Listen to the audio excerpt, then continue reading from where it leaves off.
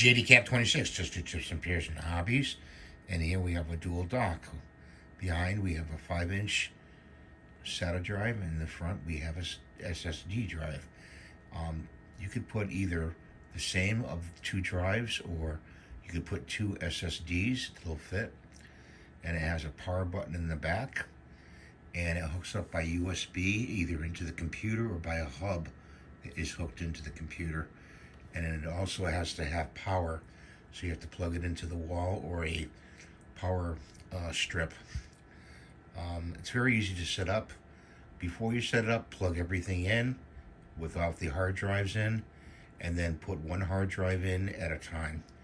And then it should plug and play onto your iMac computer or your Windows computer.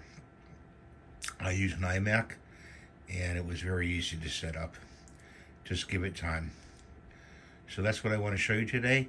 Please rate and subscribe. I see that in my analytics that not everybody is subscribing and putting the notifications bell on.